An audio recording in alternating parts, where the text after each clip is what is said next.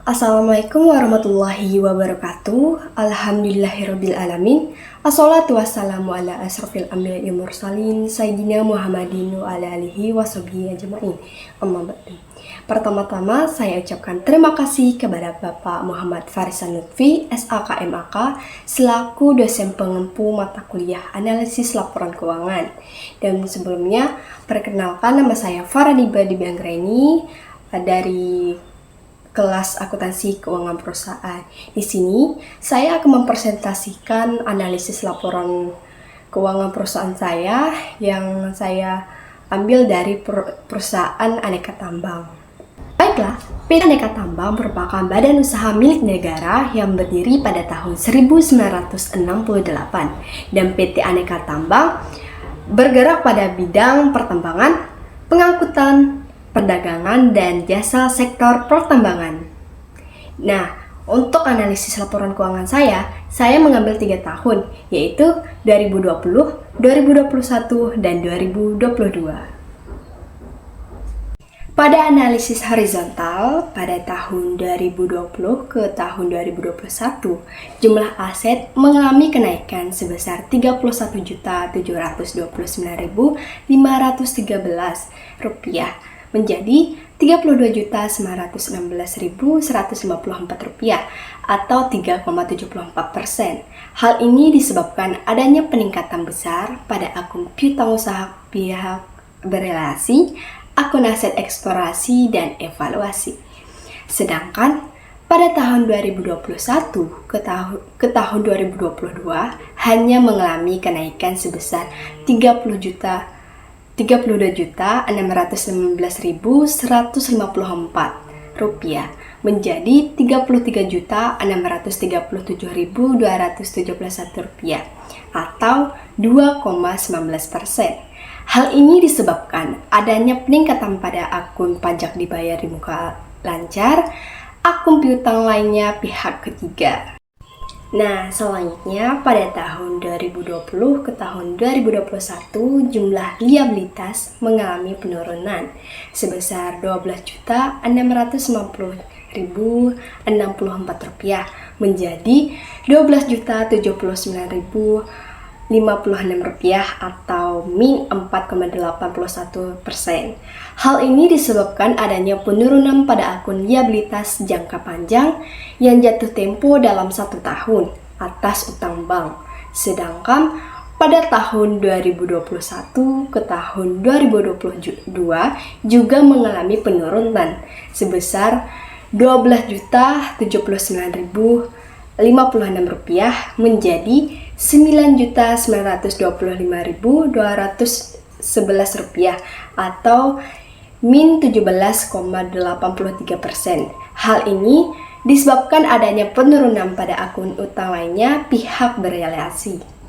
Lalu setelahnya pada tahun 2020 ke tahun 2021 jumlah ekuitas mengalami kenaikan sebesar Rp19.039.449 menjadi Rp20.837.098 atau 9,44%. Hal ini disebabkan adanya peningkatan pada akun saldo laba yang belum ditentukan penggunaannya.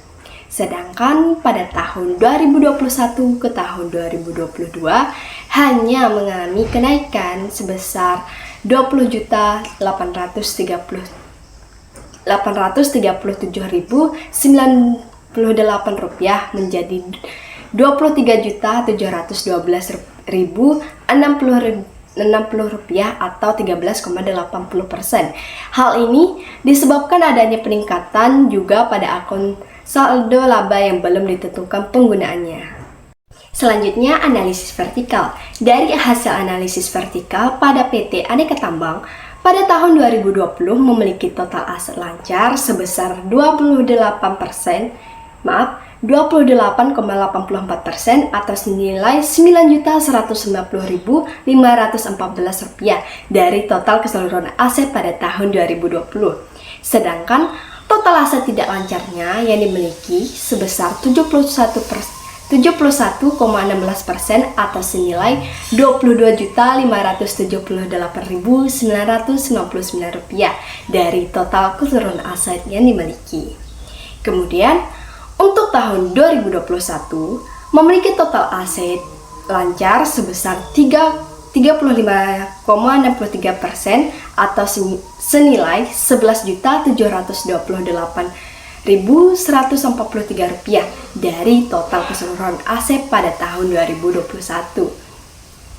Sedangkan total aset tidak lancarnya yang dimiliki sebesar 64,37% atau senilai Rp21.188.011 dari total keseluruhan aset yang dimiliki.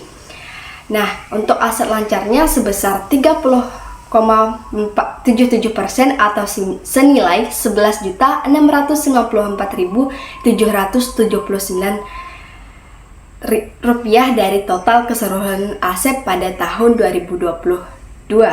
Sedangkan total aset tidak lancarnya yang dimiliki sebesar 65,23% atau senilai Rp21.942.492 dari total keseluruhan aset yang dimiliki. Nah, selanjutnya liabilitas. Dari hasil analisis vertikal sebelumnya, diketahui PT Aneka Tambang pada tahun 2020 memiliki total liabilitas jangka pendek sebesar 59,52% atau senilai Rp75.532.261 dari total keseluruhan liabilitas pada tahun 2020. Kemudian, sedangkan di total liabilitas jangka panjangnya yang dimiliki sebesar 40,48% atau senilai Rp5.136.803 dari total keseluruhan liabilitas yang dimiliki. Kemudian, untuk tahun 2021 memiliki total liabilitas jangka pendek sebesar 54,33% atau senilai Rp6.562.383 dari total keseluruhan liabilitas pada tahun 2021. Nah, untuk sedangkan pada total liabilitas jangka panjangnya dimiliki sebesar 45,67% atau senilai Rp5.516.673 dari total keseluruhan liabilitas yang dimiliki.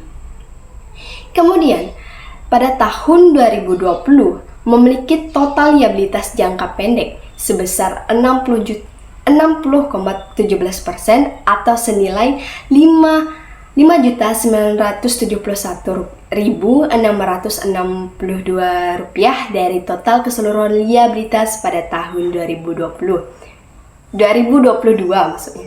Dan liabilitas jangka panjang yang dimiliki sebesar 39,83% atau senilai Rp3.953.549 dari total keseluruhan liabilitas yang dimiliki. Selanjutnya, analisis tren. Pada akun aset di tahun 2022 mengalami penurunan yang mana sebesar 102,19% dibandingkan dengan tahun sebelumnya, yaitu sebesar 103,74%. Perusahaan ini dikatakan masih kurang dalam mengelola asetnya. Kemudian, pada akun liabilitas tahun 2022 mengalami penurunan yang mana sebesar 82,17% dibandingkan dengan tahun sebelumnya, yaitu sebesar 95,19%. Perusahaan ini dikatakan cukup baik karena dapat mengurangi kewajiban perusahaan dari tahun sebelumnya. Selanjutnya, pada akun ekuitas di tahun 2022 mengalami peningkatan yang mana sebesar 113,80% dibandingkan dengan tahun sebelumnya, yaitu sebesar 109,44%. Perusahaan ini dikatakan cukup baik karena memutarkan modal yang lebih tinggi dari tahun sebelumnya.